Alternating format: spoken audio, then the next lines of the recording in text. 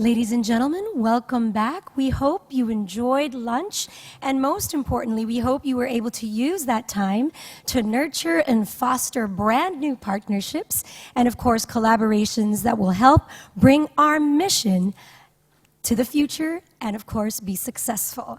Right now, we are continuing our plenary discussion, and our topic is one that is actually very important in empowering communities and citizens across the world as well. We are discussing valuing waste, business solutions, and of course, this session will look at two streams to find value in waste. Number one is recovering and utilizing material and energy value to reduce waste, including opportunities for public and private collaboration. And number two, we are going to be focusing on managing waste through focusing on resource efficiency and developing alternatives to conventional waste management systems. Our moderator for this session is the Chief Sustainability Officer at the City Developments Limited, CDL. A pioneer in CSR practitioner for over 20 years, she is instrumental in building up City Developments Limited's sustainability leadership since she joined the company in 1995. She spearheaded the company's pioneering efforts in strategic sustainability integration, reporting, and green financing. She sits on the board of several international and local sustainability organizations, including UNEP Finance Initiative Property Working Group, UNEP Sustainable Stock Exchanges Green Finance Advisory Group, World Green Building Council Corporate Advisory Board, GRI Corporate Leadership Group for Integrated Reporting, Asia Pacific Real Estate Association Singapore Chapter Board, and Global Compact Network Singapore Management Committee. Founder of the Women for Green Network, Esther is committed to engaging and empowering women in the male-dominated building and technology industries to drive the sustainability agenda. Ladies and gentlemen, our moderator, Chief Sustainability Officer, CDL Singapore, Miss Esther Ann. Hello, good afternoon. I hope the long bio woke you up. Yeah, if not, actually, I promise you our panelists are going to put up a really good discussion and presentation today. And I think all of us here are all converts. We all know that our planet is in a crisis mode. Okay, and half of the population live in cities, and do we know that cities actually only occupy 2% of land mass in the world, but we account for 70% of greenhouse gas emission. And building sector, where I came from, actually account for 40% of greenhouse gas emission. And with this high impact, we also believe that we are empowered to drive change, to make a difference, and not just doing it alone, but also engaging the whole value chain, the whole ecosystem. And gone are the days that we should ask who should be doing it. Should it be the government? Should it be UN level? Should it be NGO or businesses? Everyone has a role to play. And in fact, from the business perspective, yes, we can definitely make a difference. And how we design our business, how we purchase our raw materials, how we use our energies, how we actually engage our consumers, and even educate the public, all can make a difference. And we hope that next year onwards, we can see that greenhouse gas emission can come down. Unfortunately, after 4 years, Paris Agreement has stepped up a lot of action, but our global greenhouse gas emission has not shown any downtrend.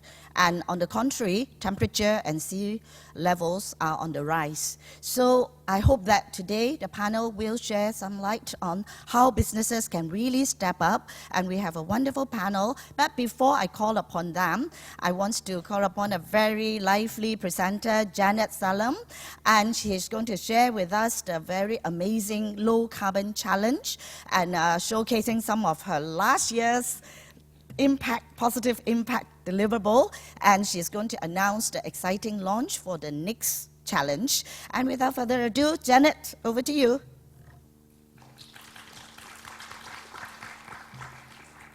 Okay, well, it's a pleasure to be here at Sea of Solutions. Thank you very much for the introduction, Esther. As she said, we're here today to launch our initiative, which is the Asia Pacific Low Carbon Lifestyles Challenge. And we thought this would be the perfect session to launch in because what we're looking for is business solutions. So we believe that everyone in this room and everyone living in Asia and the Pacific should have the option to live a low waste and a low carbon lifestyle. But we are obviously limited by what the products and services available to us are. So that's where we come in with our challenge. We're here to find entrepreneurs that are offering products and services that are low carbon and that are low plastic waste. We'd like to acknowledge the support from the Ministry of Environment Japan to support the competition through the One Planet Network. And we also have some of our business partners here today. I believe Mitsui Chemicals is here in the room. So let me give you a little introduction of what it's all about with a video. If I can get that playing.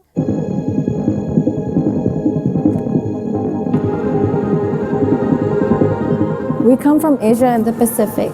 We're on the front lines of the fight. The fight against air pollution. The fight against plastic waste. The fight against climate change. The fight for our planet.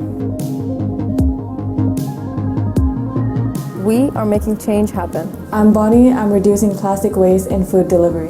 I'm Latika, and I'm using blockchain to power electric vehicles with solar energy. I'm Pamela, and I'm a founder of a fashion startup that turns plastic waste into shoes and bags. We create business solutions that are sustainable, so our lifestyle can be sustainable. So we can win this fight. What habits have you changed? What sustainable businesses do you support? What policy will you change? How are you helping win this fight?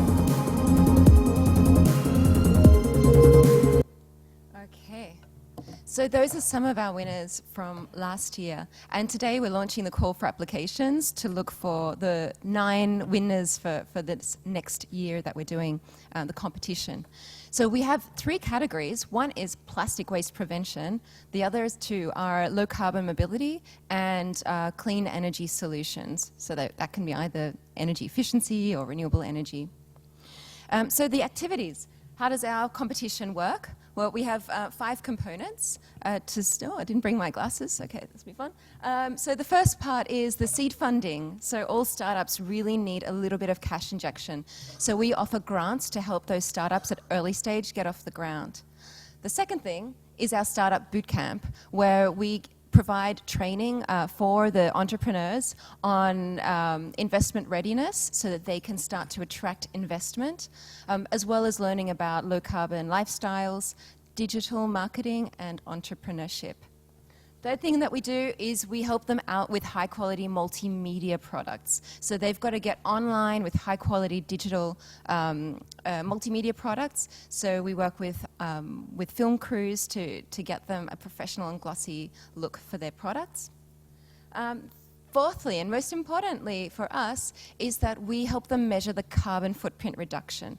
So to live a low carbon lifestyle, you can opt for low carbon or cleaner energy efficiency products, but even reducing waste can reduce your carbon footprint and going for circular products and services.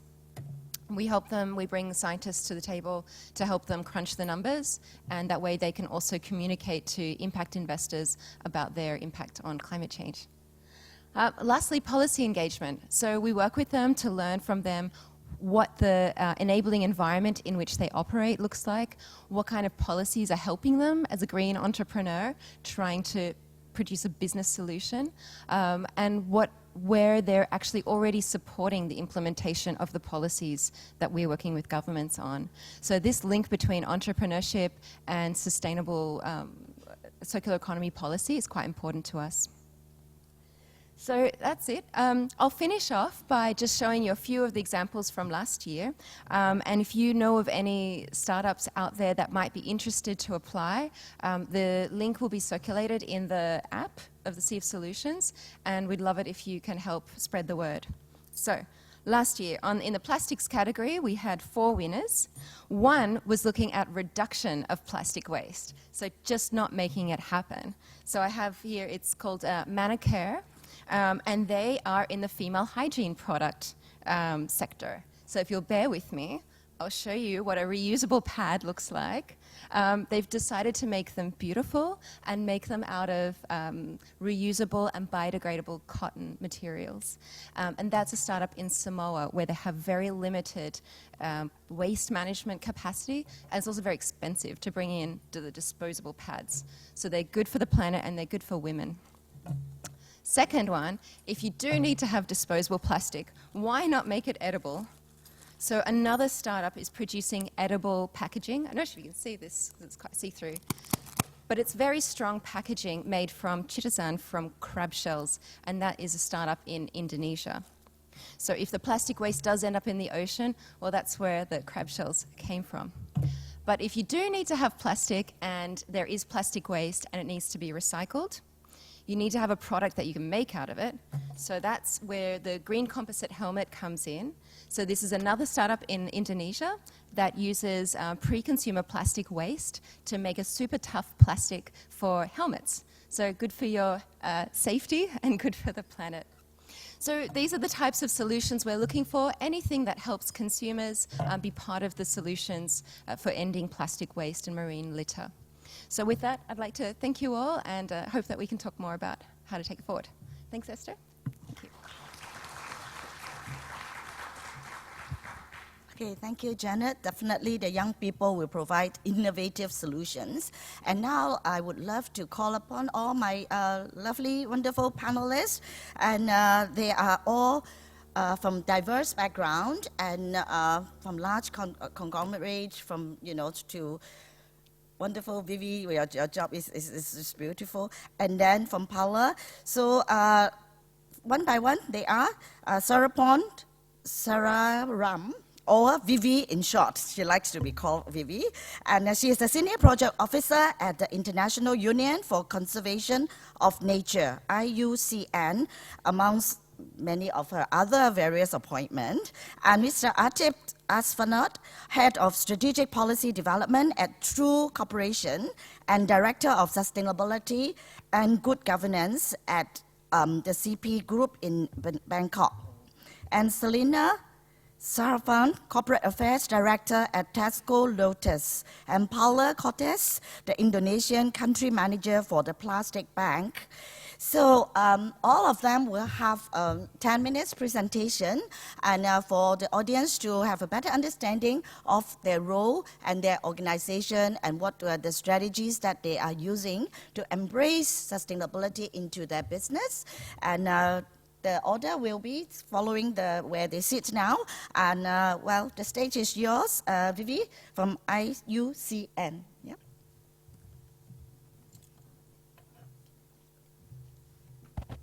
Thank you, Esther. Good afternoon, everyone. So let me start.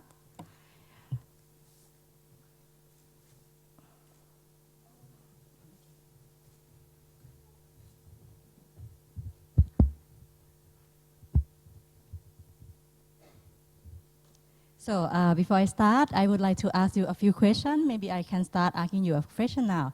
Anyone here, if you have been participating in any kind of cleanup, could you please raise your hand? Great. If any one of you here have seen a landfill, please raise your hand. Okay. Last question. If any one of you have heated conversation or just a conversation to change your loved one, your friend, not to use single plastic, raise your hand. Fantastic. So now I can start. So one of the first suggestions from the moderator, they said like, don't talk about your project. They can talk to me outside the room because at IUCN we have a booth. So this is just the map to show you like that we at IUCN work on this closing the plastic tap program all over the world. And but I do not want to focus on each individual project. So this just map just to give you an overview. What I want to share with you today is actually the 3 projects that we have been working closely in gaining the field experience in 3 locations in Thailand. The first one is in Trat province where we work with Mangrove for the Future. And the second one is in Ranong province, and the last one is in Phang Nga province. So what are they? So every place we work have share a common issue. one of the first issue is many people complain not enough trash bin, don't know where to trash. Oh my God, this is recyclable, this is organic waste or not. Or sometimes when they trash, things that are not valuable, they are not get collected. They get dirty, they get left out. And at the end, they end up in the landfill. Even though at the landfill, they have value to some, including the dog.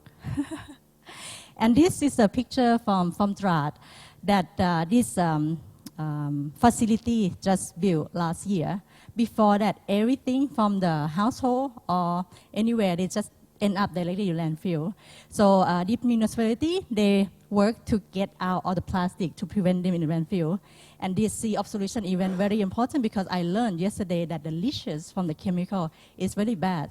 So the Thailand have planned to get all the recyclable plastic waste out of the landfill in the next few years. So, as you already know, that most of the plastic find their way to the canal and eventually end up in the oceans. So, these are the solutions that I will share with you. Anyone have heard about this recycle company, Wong Panit? Please raise your hand. Okay, quite a few. So, everyone say that like the role of formal sector and informal sector is very important. And the thing is, people doesn't have the knowledge that waste have the value. When you drink a bottle of water, you would just trash them because it have no value to you. But imagine if someone would ask you a deposit of 100 baht for this plastic bottle, you would say, oh, this 100 baht, I will not trash, right? So this is one of the leading recycling company in Thailand, based in Phitsanulok, and they offer training and sell the franchise business to this recycler. So the people that we work with in the province, they went here and spent months to learn what type of waste out there that have value. So Miss Suri, she lives in Trat. She have seen the plastic pollution all her life, especially in the last 30 years where her backyard have turned into the landfill. So she have an opportunity to went to Wong Panit, get the training and learn that like plastic bottle on any kind of thing have their value. So she come back and work with the, work with the community to train them about the price, how to separate, how to gain it, and also work with the local school as well. And at the end, the result of 1 year, just training the community, 100% recycle of all the high-value plastic is get to the system. And anyone, can you imagine how much is 1 kilo of plastic bottle? You think this more or less? So I have weight. That's one PET bottle, 500 milliliters, is weight 15 grams. So lovely, if you want to have this much, it's 1 kilo. It will take you around 60 bottles. And the problem we have in Bangkok, especially when land is limited, doesn't have much to store, right? So this is also the problem too in the coastal community because they live along the canal, their house doesn't have much. So they have innovative way to modify their fishing gear to put this along the canals where they can not trash this directly in the canal and also sell it too.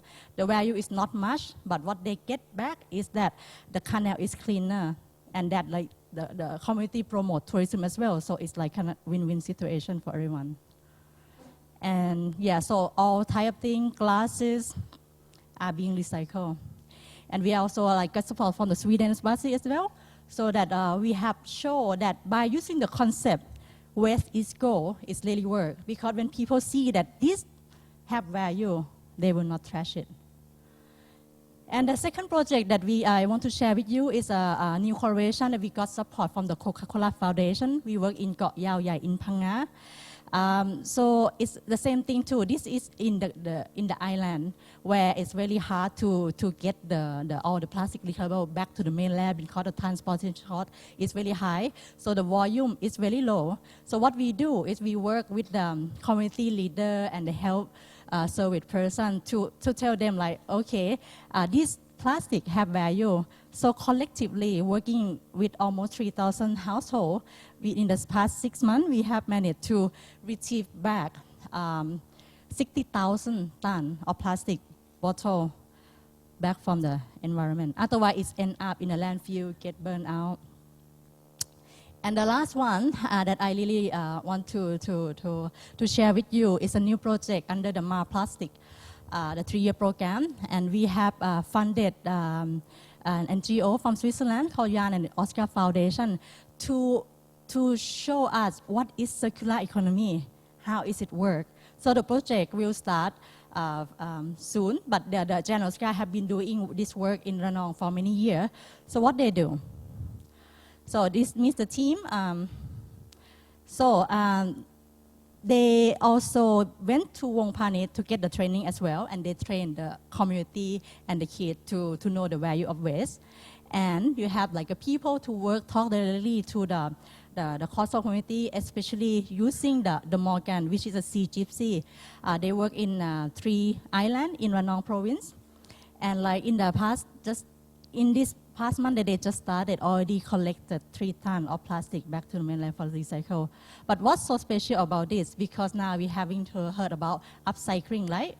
So there's a high demand on upcycling, that PET bottle, one from the ocean into the ocean, or this have more value because like the brand want to do some marketing as well. So like this, normally, if you sell it, it will be like 5 baht per kilo.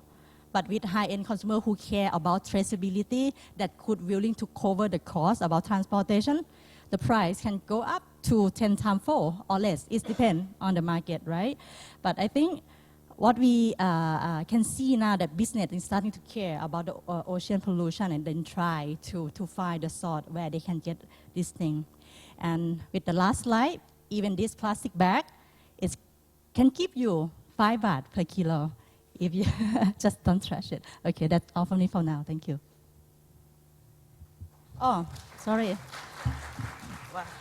Just last one, and I wanted to share. There's a group called Trash Lucky. For this, I can give to them, and they will give me 2 lottery coupons where I can win up to 7,000 baht worth of gold if I would win. Yes, so wonderful, Vivi. Thank you so much.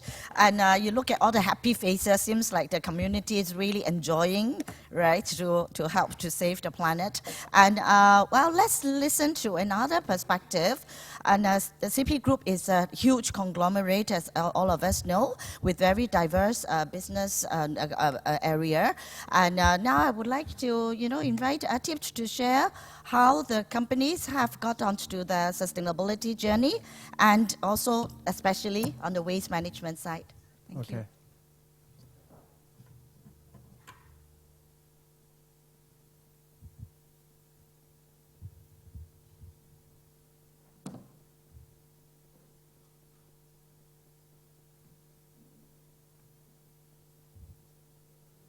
Okay.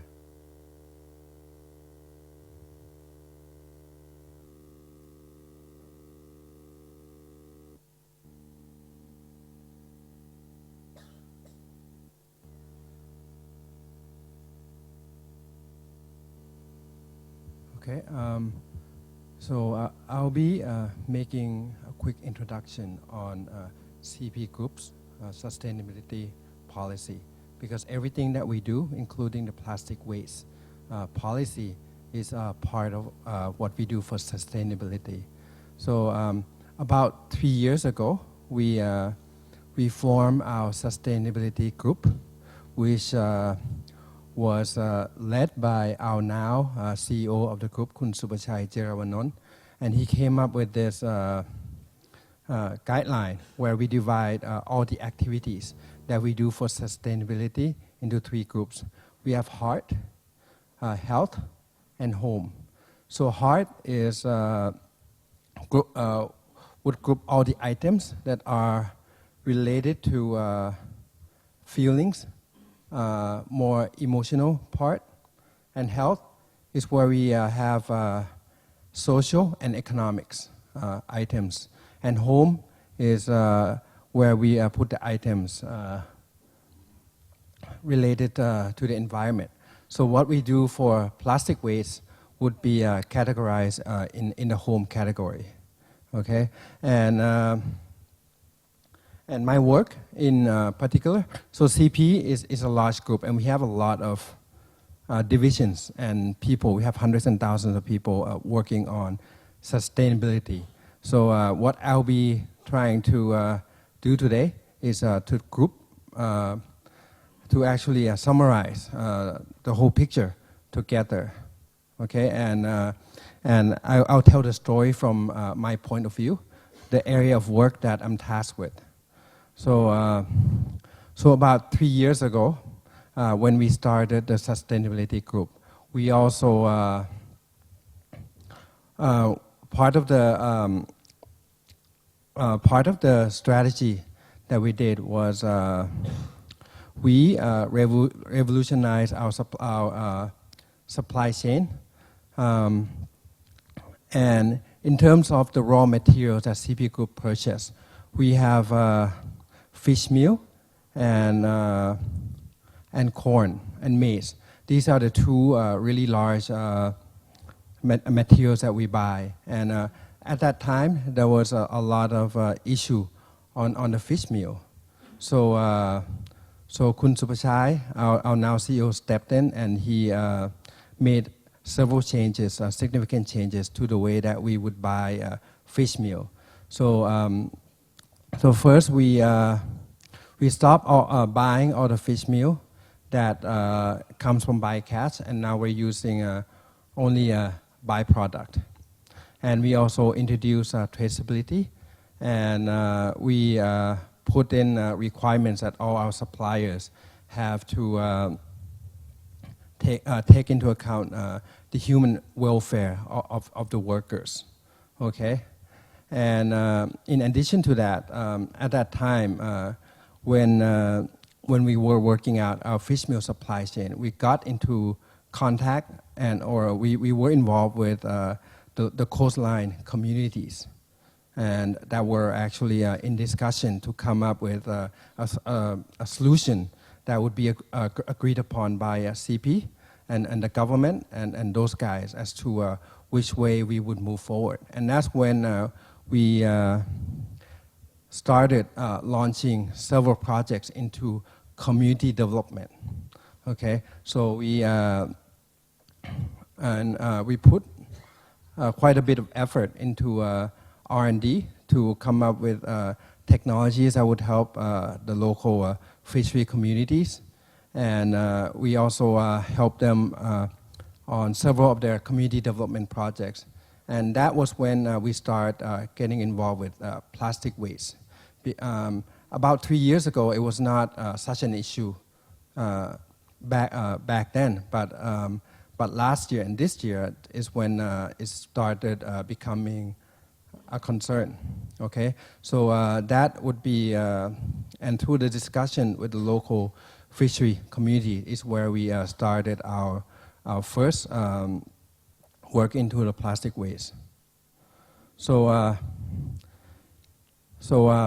this slide here is what we have for the CP Group policy on sustainable packaging, which we call 5 R's. And this would be, as many of you might already know, CP Group is a large conglomerate, and we have several hundreds of subsidiaries. So this would be the umbrella policy that all the companies, all the subsidiaries would have to follow. And I'll get into details on 2 of the major companies, CPF and CPL, and what they're doing to follow this policy. So our 5R policy is first, to reduce the use of plastic, to recycle, and to replace, and reinvent, and re-educate. So it's a 5R, and I think this would not be different from how other companies or other organizations would be doing this. So to put this into perspective, I will now start talking about CPF, which is one of the large subsidiaries. So CPF produce food, and we produce shrimp, chicken, pig, and we export this all over the world. And we came up with CPF, took that 5R strategy and publish this into a sustainable packaging policy and principle. And we released this, I think last year, okay? And because CPF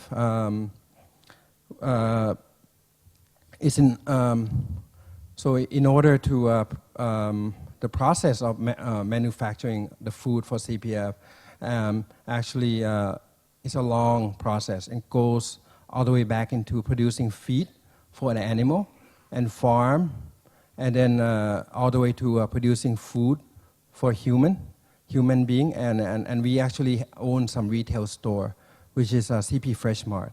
And for retail store, this would be separate from a company, CPR, which owns and operates 7-Eleven. So, so our plastic or packaging policy would have to be different for each of the layer in the supply chain, because they do very, very different things. Okay, so this would be one of the some of the example of what we're doing. So on the left, we change.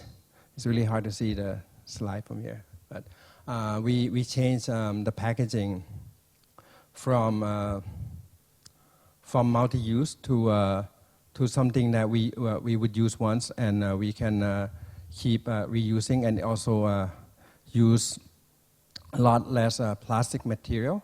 And this also results in our ability to save some costs as well. Okay, because everything that we do here, in order for our process to be sustainable, so all the intervention that we do, we try to make sure that it saves our costs as well, rather than just adding to the cost. Okay, to make this economically sustainable as well. So the one on the right is a case where in the past, when we deliver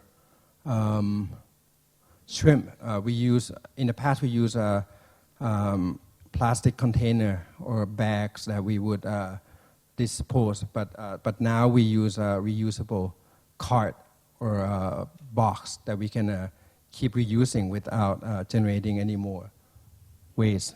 Okay. So that was the example for CPF. And now for CPR, this is another subsidiary that run 7-Eleven in Thailand. We have close to 10,000 locations of 7-Eleven in Thailand. And for 7-Eleven, is a retail convenience store, probably the largest one in Thailand. And we use a lot of, we used to use a lot of plastic bags, or give out a lot of plastic bags for the customers that walk in. So over the past 1 or 2 years, we ran several campaigns, which started from removing or actually stop giving out the capsules.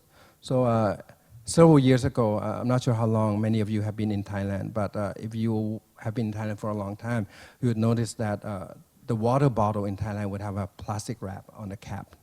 And but I think last year there was a big volunteer movement for all the communities to stop using that.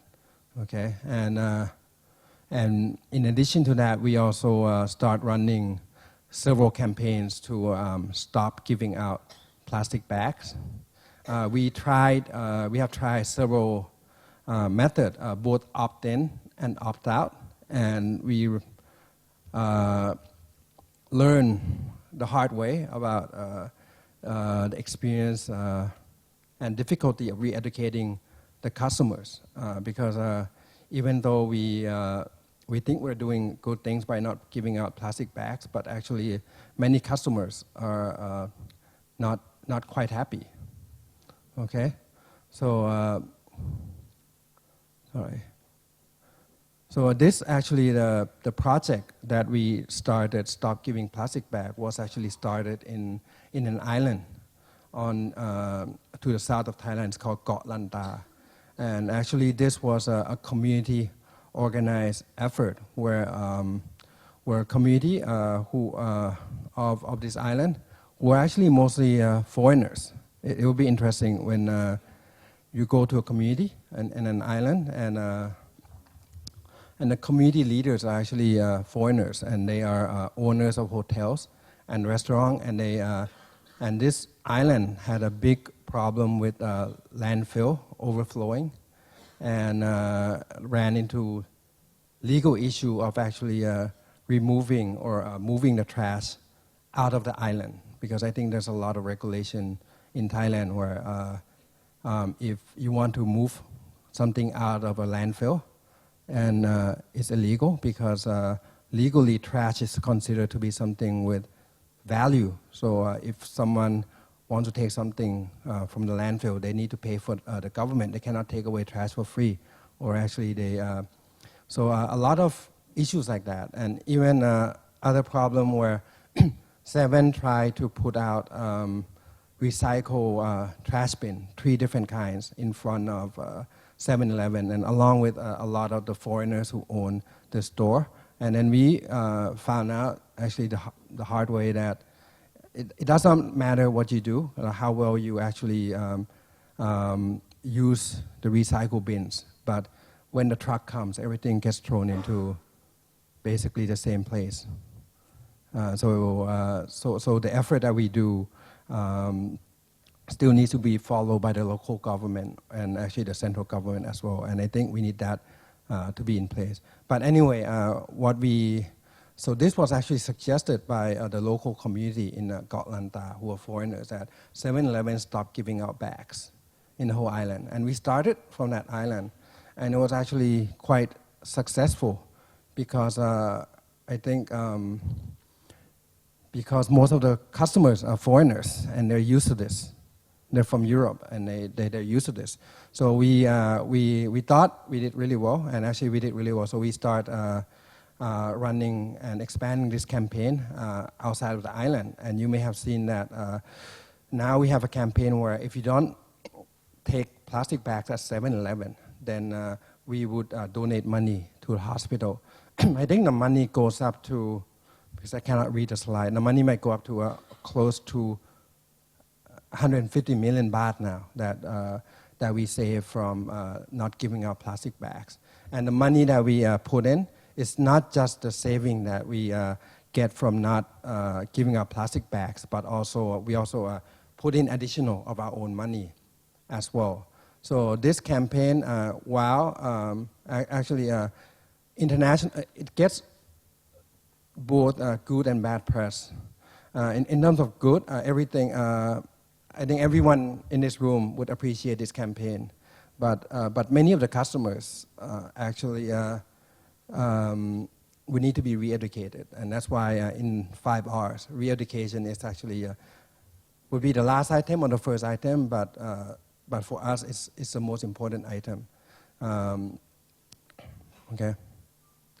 All right. So that would conclude my presentation. Thank you. Yes, thank you, Atip. Yeah, how wonderful it is, the business case.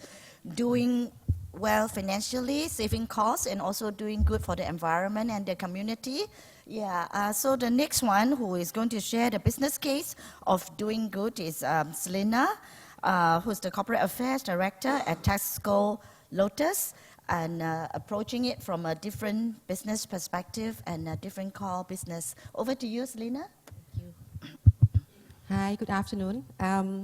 It's a difficult one to get the middle slot right in the afternoon, but I hope I would share some interesting ideas of or initiatives of what we have done. I think what I have put together here just some humble examples of what we have started. I think we still have a long way to go, but at least we hope that we have started and making some progresses. Can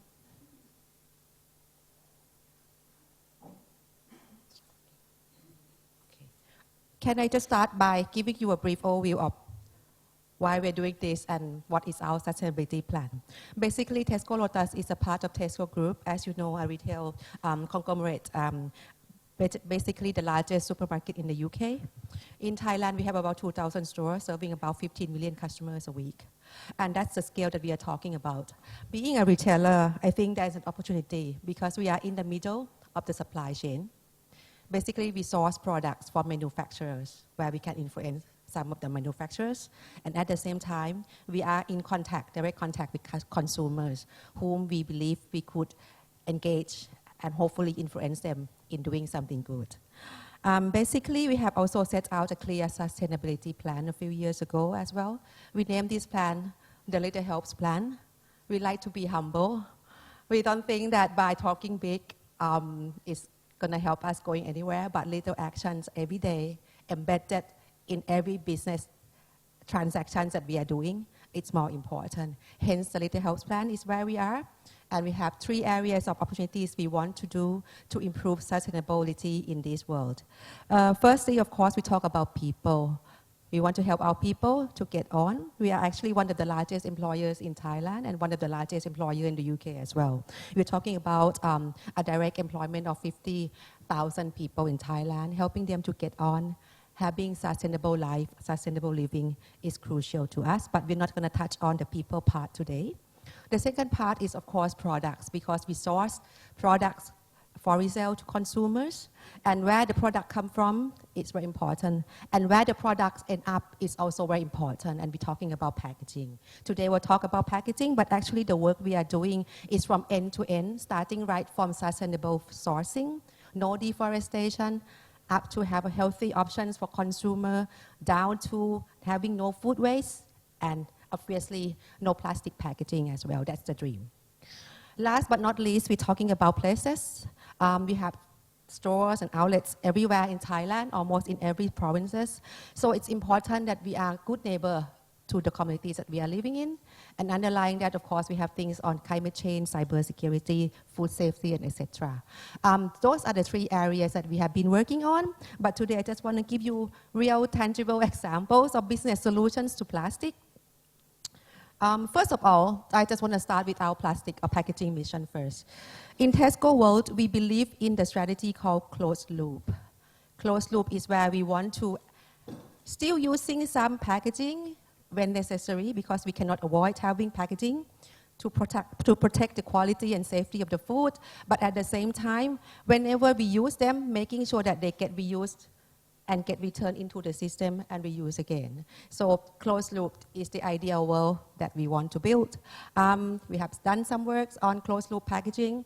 So next page, I will share with you on what we have done, particularly in Thailand. Obviously, we have to take into consideration the culture context, the operating environment, and basically the availability of materials in this part of the world as well. First of all, I want to talk about the remove and reduce packaging first. As you all know, we all talk about the few R's, 3 R's, 4 R's, 5 R's, whatever. Always starting with use as little as possible by not using them, reduce, remove, or redesign.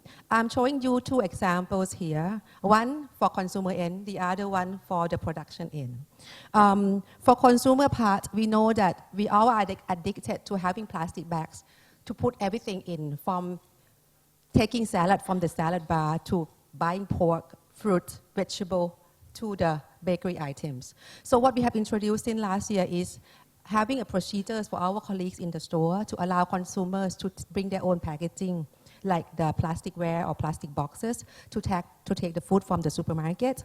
And every time customers do that, we reward them with reward points. These reward points are part of our loyalty scheme. Customer can collect those points and redeem for cash coupons and discounts later on. So these are some of the examples that we've been doing. It's actually added extra works for our colleagues in the store, because what they have to do is they have to put the container to weight first, and you deduct the weight after you put the products in. So many more layers of process in the store, but we know that by doing this, we are helping saving plastic usage in Thailand. So that's one thing that we will be continue doing, and we come out our own pocket in rewarding customers for doing good for the world. The second one, which we are more proud, not more proud, but we are very proud of, is actually we have managed to redesign some meat trays. We know we do sell a lot of pork and chicken meat in Thailand, and most of them in the past, if you remember, if you live in Thailand long enough, most things are stored in styrofoam white foam containers, which is actually very bad, and we stopped that already, and wrapped with many rounds of plastics, right? So how many rounds, I don't know. In the end, we have worked with the manufacturers to change those packaging to a new material called styrofoam. And that is, not styrofoam, I'm sorry, thermofoam. And that uses less plastic. And we have measured them, and we found that we can actually save 400 million tons of plastic a year just by doing this one initiative alone. And we'll not stop here. This is just one of the examples that we work with manufacturers in redesigning the packaging. We think this will give more impact and direct immediate help to the world. So that's the example of remove. The second one that we want to talk about, after remove, you of course want to encourage reuse. And the area that retailers are most criticized is obviously the single-use plastic bag. We realized this issue long time ago, and it's been a long journey for Tesco Lotus. We actually started trying to convince consumers to stop using single-use plastic bag 10 years ago. Little progress we have made, to our sadness. We are actually the first retailer to introduce an incentive scheme. We keep giving consumer reward points, gift, everything here and there, just to reward people to change their behavior. Only up until last year, we start seeing some traction. We start seeing some increase in consumer changing to no plastic bags because there's more awareness about you found eating lots of plastic bags in the news. But prior to that, small number of customers actually helping us not using plastic bag. And we realized that using carrot and stick approach, we have been giving so many carrots in the past. Nobody really eat them. Now the government has come up with a new policy that from the 1st of January 2020, there's going to be a big change. So our retailers, about 47 of us in Thailand, have committed that we will not give plastic bag anymore from the 1st of January, which is just over a month time. Thank you. I hope you support us as well, because it's going to be a very difficult journey, as CP Group has mentioned. Because when we posted on social media that we're going to stop giving out plastic bags, at least 50% of the comments were negative. We have to bear with them. We have to learn and overcome all those things. We have to support our cashier, who might be strangled to death by customers on that day, believe me. So we'll do that. We'll pursue that mission. So we'll see what happens next. And the government is talking about making this a law enforcement the year after. So hopefully if the regulation comes out, things will be better. So please bear with us and help us. After you reuse, you try to retrieve. This is our own initiative as well. Similar to what we has introduced to you, which is work with communities in remote areas collecting plastic bottles. I know it's very difficult, it's very bulky. So what we have done is we have built this reverse vending machine, and we have installed them in our large supermarkets in the urban areas. Because in the rural communities, you have one type of issue. In urban area, you have another type of issue because you're mostly living in a small house or condominium. You don't know where to dispose of this plastic packaging. So we purposely put these machines in our store. So when people come for grocery shopping, you can bring your plastic and packaging and deposit into this machine. The nice thing is customer will get reward points again for every bottle that they put in. We also have receive also the soda cans, the drinks can as well. So every time you put in, you get reward points, and the reward points become discounts later on. This machine helps squeeze the plastic to take the air out so it doesn't look bulky like that. So help in transporting it back to recycle. We have also worked with our partner SCG. What we found is working alone doesn't work. We have partnered with many big companies as well. SCG is manufacturing based. They do many types of reproduction of packaging. So they come and collect these plastic bottles from us, and we turn them into other things. For example, we're going to turn them into the cloth shopping bags, so usable shopping bags for customer later on. So this is a product from our machine. In 9-10 months, we managed to collect about 700,000 of plastic bottles. Last but not least, we all know about recycle. Obviously, we recycle into the same thing or some material. But we want to engage the consumers more. We want to repurpose. We want the plastic to have bigger purpose. As a result, we have initiated these ideas about collecting drink straws. You know, straws is more difficult than bottles, even because it's so tiny, it just fly everywhere, and it just get into the ocean, and very bad. See the turtle having the straw stuck in the nose. That's the worst picture I've ever seen ever. So what happened is we put up a collection point in our 200 supermarkets around the country. In 1 month, we managed to collect about 1 million plastic straws. The nice thing is customers love them, and they ask us to continue taking the straws. So we take the straws. What happened is we arrange an event whereby the straws are made into stuffed pillows. If you have people the patients who need to lie down on the bed all the time, the bedridden patients, you always have issue with the wounds, and sometimes you need to buy the special pillow to put under the patients, and that is very costly for poor people in the communities. So what happened is we use the straws because it's tube, you have air. So you stuff them you make pillows, and our colleagues in the stores in the local area invite customers to make the straw pillows together, and we hand the pillows to people in the community. The people love them because they cannot afford to buy expensive medical supplies, and that's one of the humble examples we want to share, that actually turning plastic into something more meaningful, making people more aware, and repurpose them into a bigger thing. I think that could be one of the innovation that anybody can help thinking about. And after we did this activity, there are lots of demand for us to arrange more of these type of activities, which is very nice, and we are very pleased to see these requests coming in, and we're going to continue doing this. But the trouble is, I think we have shared a lot of, seems like successes, but many challenges as well, as you can imagine.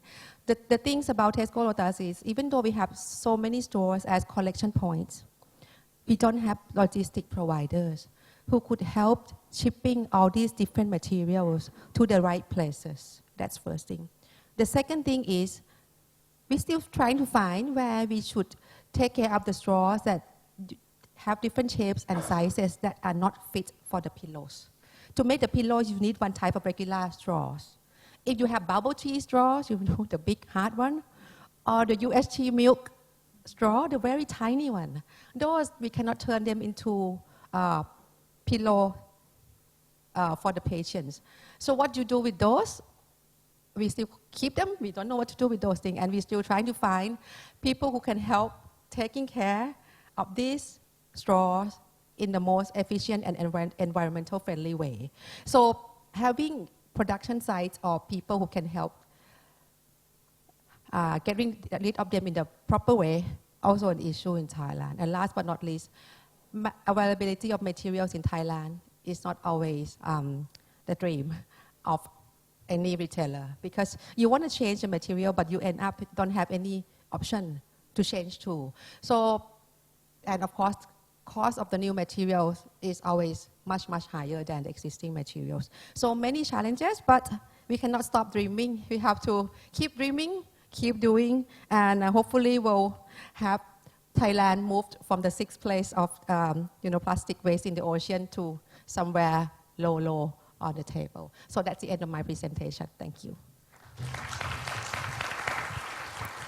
Thank you, Selena. How wonderful, what a wonderful story with the solutions, and doing good and doing well. And another one, our last speaker is actually Paula Cortez. The plastic bank business model is one that really can help to clean up the environment, tackling the plastic waste, and at the same time, alleviating poverty. So, Paula, we would love to hear from you how you can kill two birds in one stone. Yeah.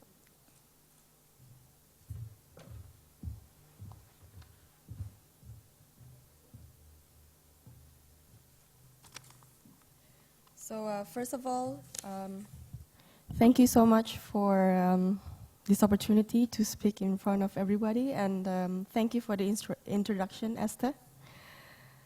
So in my life, I have looked into the waste issue from at least 3 sides. The first one is from design, when I was an interior designer focusing on sustainability. And then from the prevention side, when I had like a small business in Hong Kong called Zero Waste Lifestyle. And now from the recovery side, in my capacity in Plastic Bank. Here's what I notice. That plastic is not so much of an environmental problem. It is a human problem. It is human that creates, produce, and use plastic.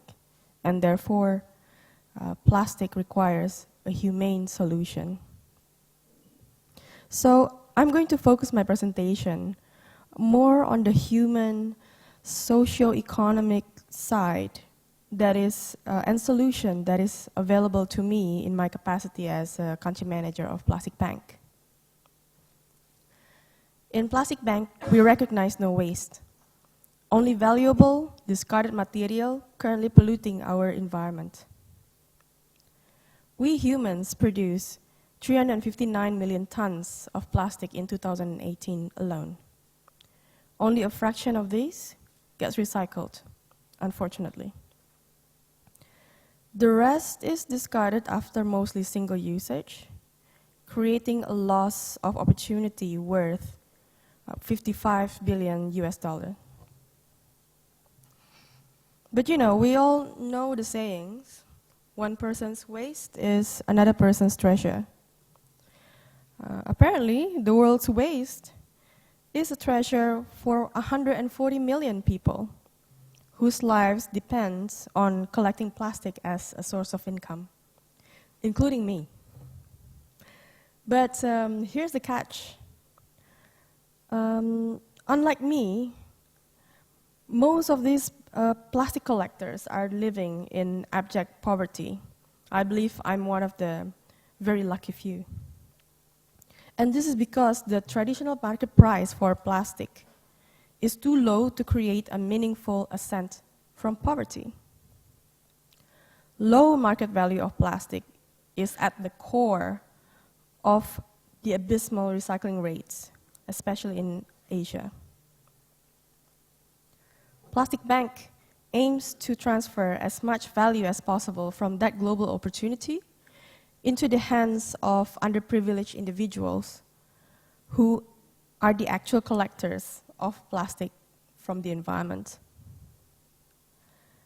Plastic Bank understands that the most impactful, scalable, and cost-effective way to stop ocean plastic is by collecting the plastic before it reaches the ocean. By improving infrastructure and paying a Plastic Bank membership bonus, on top of the existing market price, we incentivize plastic recovery in a meaningful, dignified, and stable way to create a source of income for our collectors and the members of their family. So this is what we call the social plastic ecosystem. It is an award-winning, globally recognized solution to the root problem of plastic pollution and poverty. A consistent voice of progress is heard from every social plastic ecosystem that we create. We hear it from the developing countries where we collect plastic, such as Indonesia or Philippines or Haiti. How social plastic ecosystem improves the lives of our collectors and their families. We hear it from developed countries, how top companies and passionate individuals are eager to contribute towards our mutual goal of a plastic-free ocean and zero poverty level by partnering with Plastic Bank. In Bali, for example, I encountered the story of Ibu Nyoman Darti. So Ibu Nyoman works as a cleaner in a traditional market. Before Plastic Bank, she makes enough to survive just one more day. After joining Plastic Bank and getting our membership bonus, she is now able to build an emergency fund for the first time in her life. Pak Wayan Buket is a full-time collector, or you may call him a waste picker. His plastic is valued below market price because he sells it mixed. So the plastic bank branch coordinators trains him to recognize different types of plastic and how to sort and clean it before depositing it to us, so he can get the highest price plus the membership bonus. With the extra income, Pak Wayan is able to provide healthier food for his family, fix his motorbike so he can collect more plastic and in further areas, and build a hygienic kitchen in his home. Around the world, Plastic Bank members exchange plastic for various things: cash, digital savings, healthcare, school tuition, cell service, fresh food, clean water, eco-bricks, solar power lamp, zero waste cleaning products, and many, many more. All these impacts are made possible not by ourselves, but by partnering with top multinational companies whose eyes are now open to the plastic issues. These are companies that have similar goals and ours. Together, Plastic Bank activates the social plastic ecosystem with these companies in 4 steps.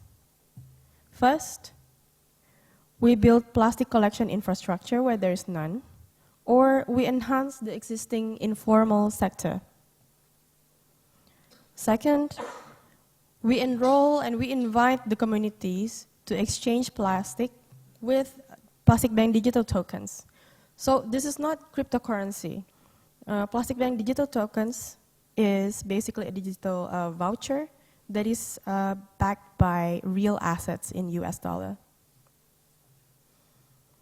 After it becomes a token, the collector can either save the tokens or money in the app, cash it out immediately, or exchange it with goods and services, as mentioned earlier. And then, lastly, the plastic gathered via the Plastic Bank ecosystem is transformed by our processing partners into social plastic.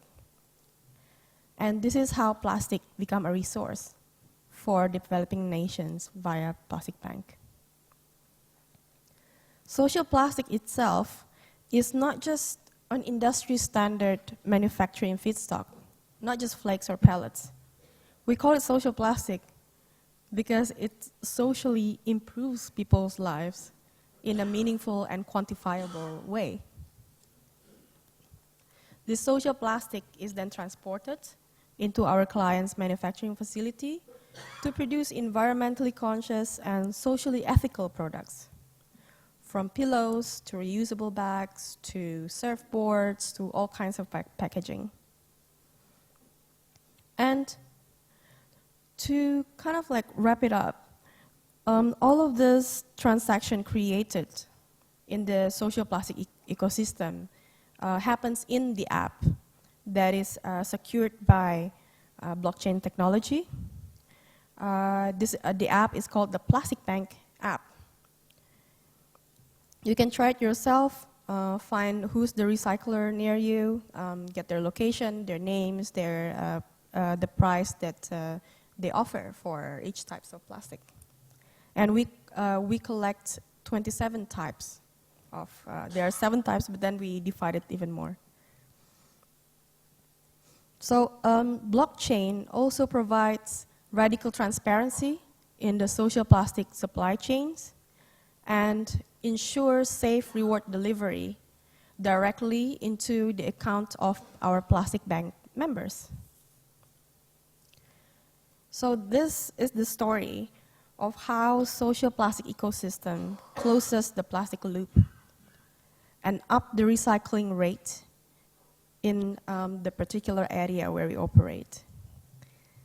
Social plastic ecosystem is a win-win-win solution for all stakeholders of plastic: the individuals, the business, and the environment.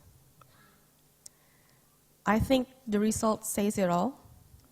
We're a young company, but as per today, Plastic Bank has prevented an equivalent of 300 million plastic bottles from entering the oceans. Thank you so much for listening.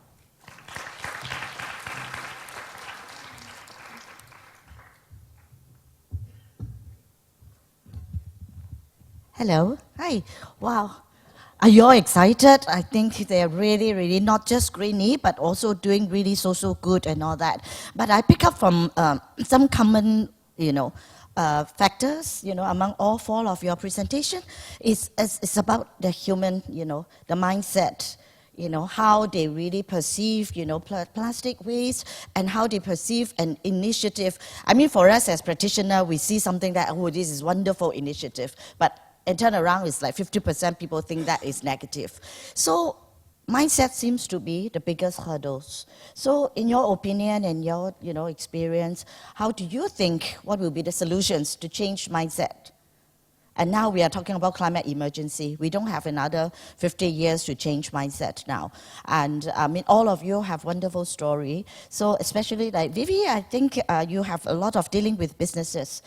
Are you seeing signs of businesses more positive, to what you are advocating? And maybe you can share with us, Yeah.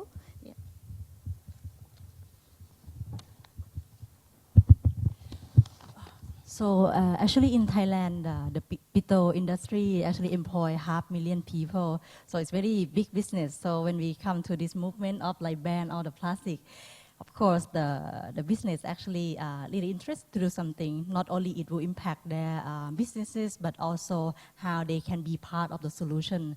So actually in Thailand, it's really quite advanced too. Like as in the other day, they mentioned that like the under the National Economic Environmental Board, they established a group called the PPP Plastic, Public-Private Partnership.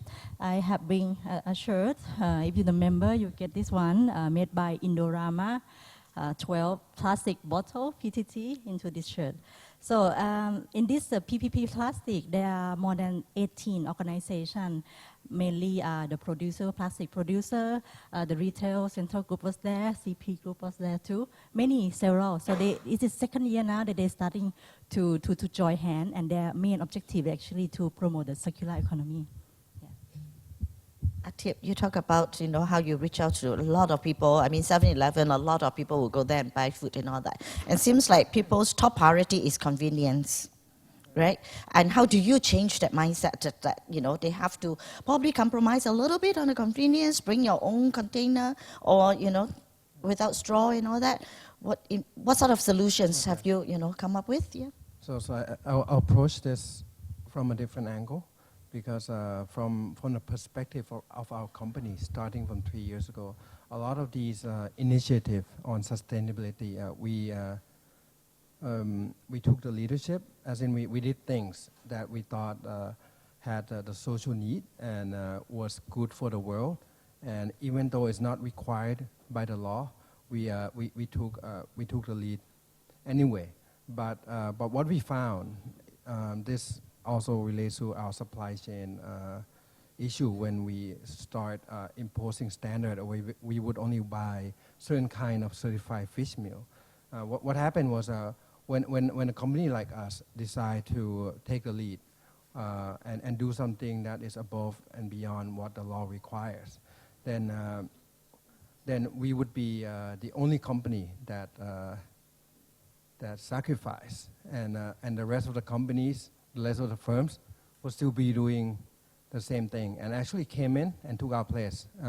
When we stopped buying the bycatch fish meal, then the demand did not decrease because other companies came in and started buying where we left off, and this is the same with many of the initiatives that we did. For example, I think last year Oxfam and several NGOs wanted to talk to private companies on the standard of supermarket. And I think only CP Group and Tesco Lotus participated. And no one else did. So I think we have this issue. And even with the plastic initiative that IUCN talked about, I think what I find is usually publicly traded companies, international companies that has exposure, PR, big PR exposure, would be the first, and unfortunately the only one to react. So we're talking about 18 companies out of I don't know how many companies in Thailand, and actually, unfortunately, the SMEs will be the last to react because they cannot afford to. They don't have the profit margin. They cannot do this. So in the end, my approach to this would be that whatever we're doing here is temporarily. We can show the spirit. We can show some changes. We can show some numbers. But to really make things happen, we need government policy. We need something to be passed as a law with some kind of punishment. Because otherwise it will be just us in this room doing this and no one else. Okay. Yeah. Well, I suppose many corporations, do have this experience that we are always very lonely, and we have to, put in, upfront.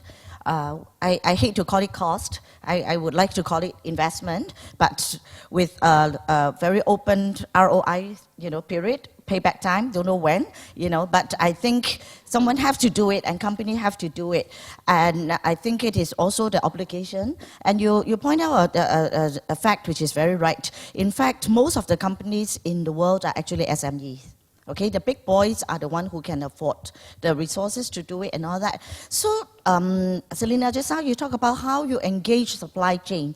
In fact, where I come from, we do engage our supply chain, the contractor, the main contractors. We actually do audit with them, and we dangle, the carrot with them that if you want our next round of business to tender for our project, you will have to give us very good report on your environment, health and safety, performance. So in that sense, we can actually help to ensure that they come to support our vision. And all these are SME, and we don't really need them to pay, upfront to do anything. They just need to perform well in their safety measures and be good to the workers and all that. So in your huge business, you reach out to so many supply chain and all that. What are the solutions that have been really proven effective in engaging them to support your cause? I think talking about suppliers is talking business, as you rightly point out. There got to be benefits for the supplier, clear benefit as well. So the way we work with suppliers is we have to show them the money. Basically, if we want them to change, we have to have a commitment for them as well. So like you're saying that if you want to enter the bidding, you have to make sure you meet the minimum requirement. Same as us, we have to work with our suppliers on working together on a longer term goal. Of course, ROI, as you mentioned, the first or second year might not be working, but if we are working together towards the longer term ROI, which means that we have to have a long-term commitment with our supplier as well. For example, the meat trays that I showed in the picture just now.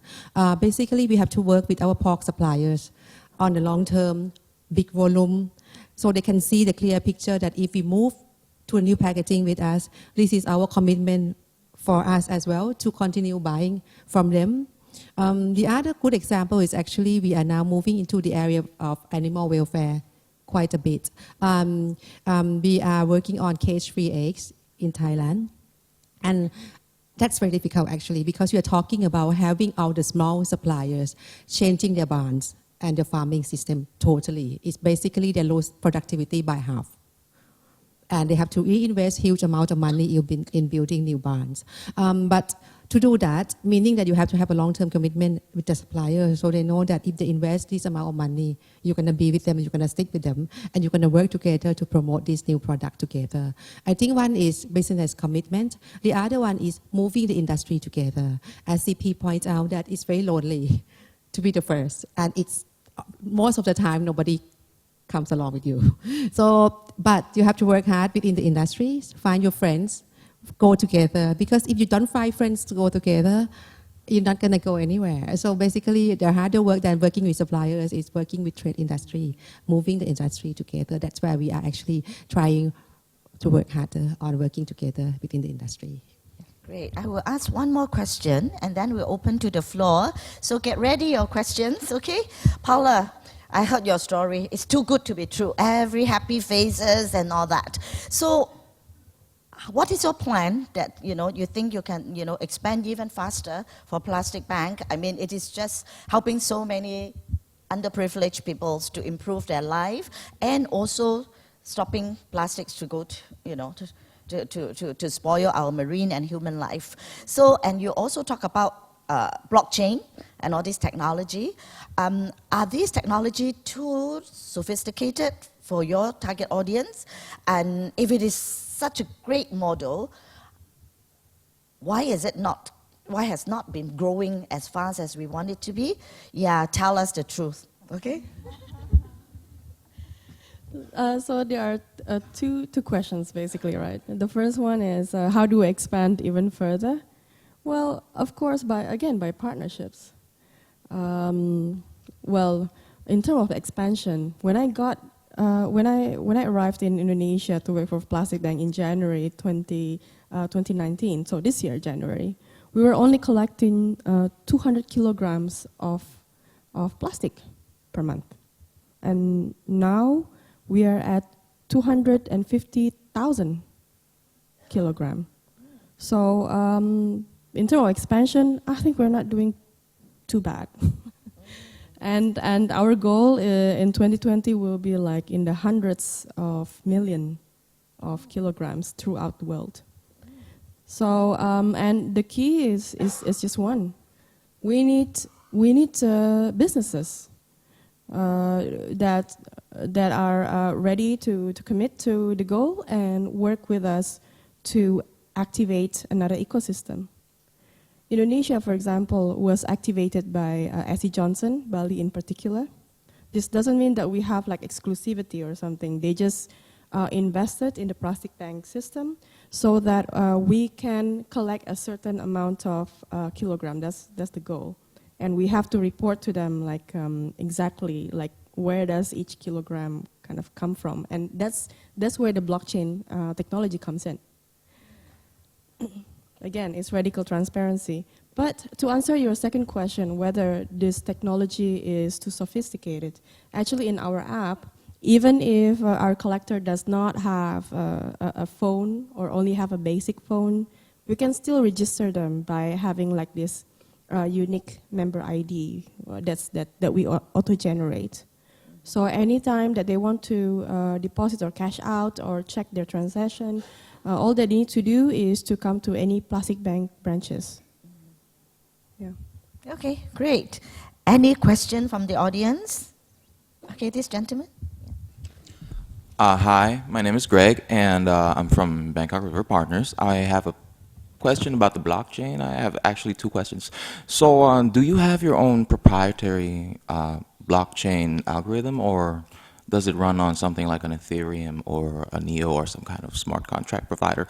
And two, how will you be valuing your tokens? Is it pegged to the US dollar? Will there be any volatility, and like, is there going to be a liquidity issue? That's my question.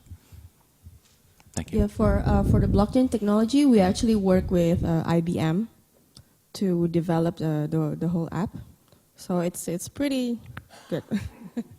And then what was the second question? The value of the tokens, right? Yes, it is back to the US dollar. So every one token is equivalent to 1 cent, 1 US cent.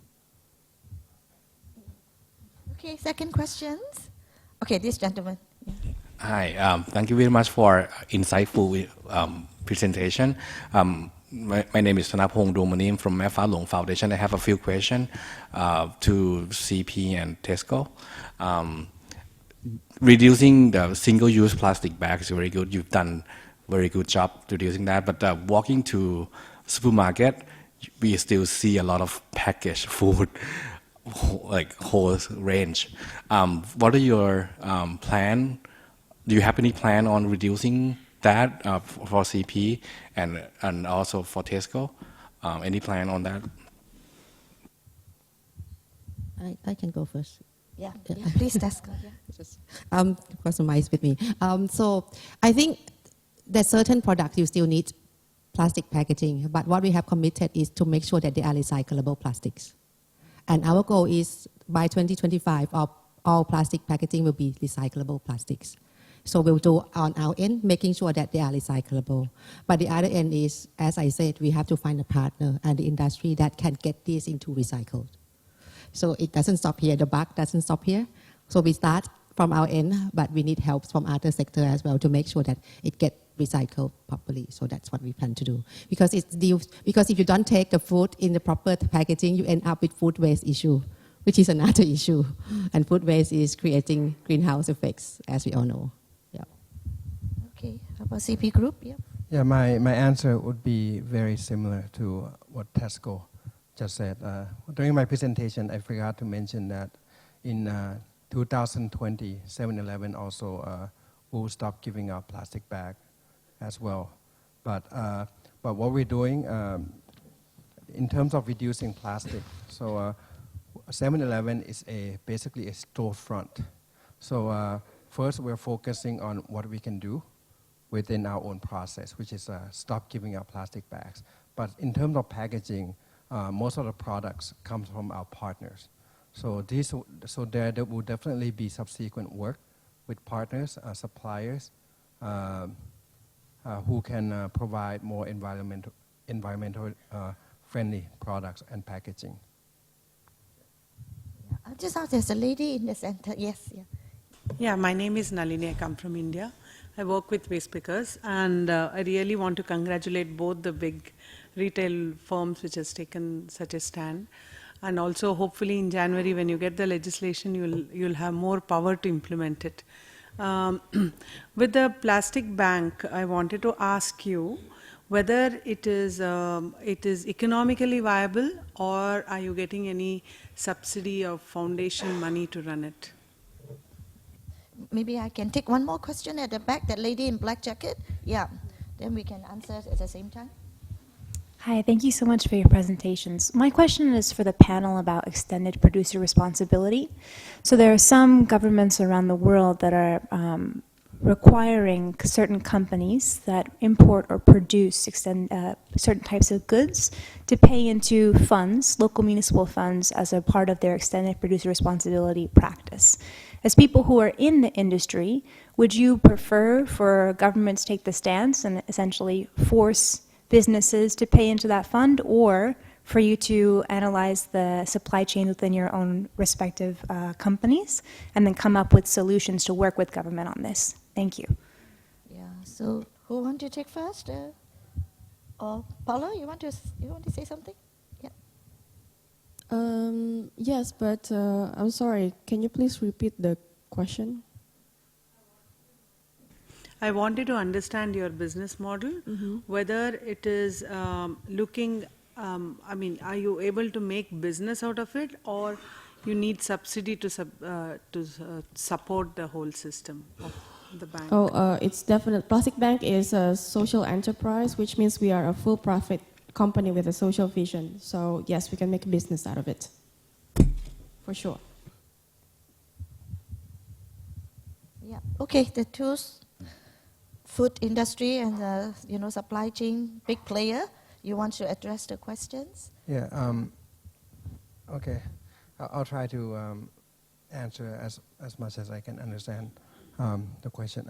So in terms of the effort that CP Group is doing is economically viable, as I presented, in terms of for our supply chain for CPF. Everything that we do, we have to make sure that we can achieve a cost reduction component as well, because if we reuse or we reduce, then definitely we can reduce the cost. But for CPF, it's mostly, as you can see, it's mostly a closed loop, as in within our chain of companies within the supply chain. But for 7-Eleven, definitely when we stop giving out plastic bag, we're saving money. We don't have to pay for plastic bags. Plastic bags are very cheap, but when we save, I think the number is close to 200 million now, counting, and we'll approach, I forgot the number, 1 billion pretty soon. Then that number adds up. adds up to the point where we can actually donate 150 or 170 million baht to hospitals. So there's a lot of saving to be here. But when we do this, so there can be some perception that we're saving money by not giving out plastic bag. So we're actually pushing out the responsibility or the liability to customers. So the cost now, the customers actually now bear the cost because they have to bring their own bags. So I think that's where the social issue, the new social issue, is about. Okay. Thank you. Okay, I can only take one more question before we close in 5 minutes' time. Yeah, the lady at the back. Thank you. One more question to CP and Tesco Lotus. CP, you mentioned that you need the government involvement for larger scale impact, and as a consumer residing in Bangkok, one of the frustrations is that it's hard to actually sort your own waste and know that it's following any sorted waste stream.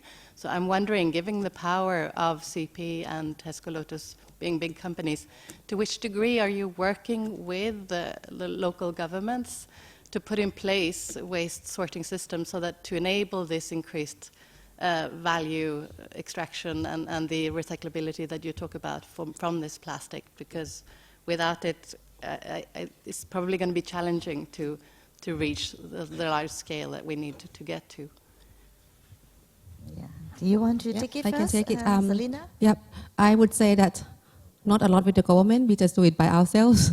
So because basically, as you can see in the presentation, we did try to be a recycle center for customers. Having customer mostly living with the urban lifestyle, we would say. We are not dealing with customer in a very remote area. So we found that they have difficulty sorting their waste and take them to proper places. That's why we have these reverse vending machines. We have straw collection points and things like that. And we start rolling that out more and more. And we're actually partnering with many private firms to help bringing all these to get it recycled in the more valuable way instead of just normal recycling. We want it to be more upcycling or repurpose. That's the main goal. So we want to roll this out to more and more places. However, this is not making any business sense actually for us because we're actually giving away our rewards to the customer who come and put the waste in the proper system. But we are working out a way to have proper partners to see whether we can make this a more sensible in terms of business model. But right now we think it's an investment period. It's in the transitioning period. You have to keep rewarding customer before if you think too much about business model, you're not going to make any changes. So that's where we are right now. So it's still in investment mode, I would say. Yeah.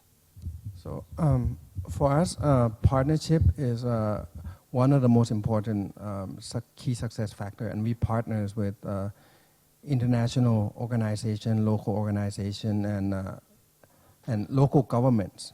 So in fact, with 7-Eleven, as I mentioned during the presentation, the Got Lanta, the Lanta Island, is the first island where we started this.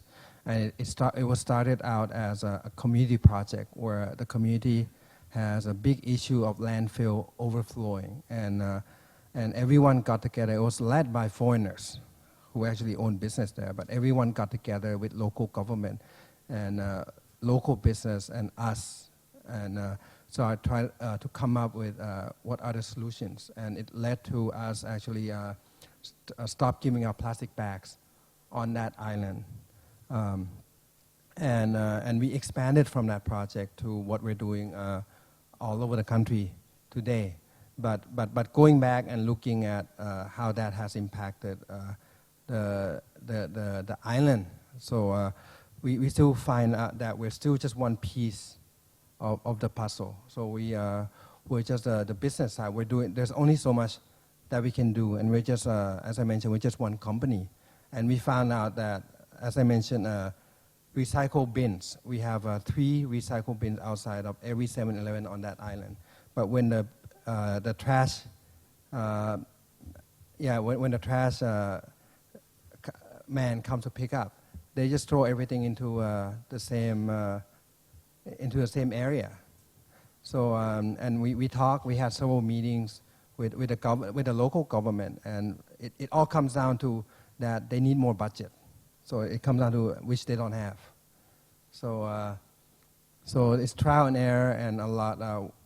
Yeah, it will take a long time before we see result, and we need more, I think, enforcement and effort from everybody. Yeah, Selena, you want to add something? I think we missed one question from the back just now about law, if I'm not wrong, right? I'm sorry, there's one. Did you ask? You did ask something that we didn't get back to you? Yes, about extended producer responsibility, Yeah.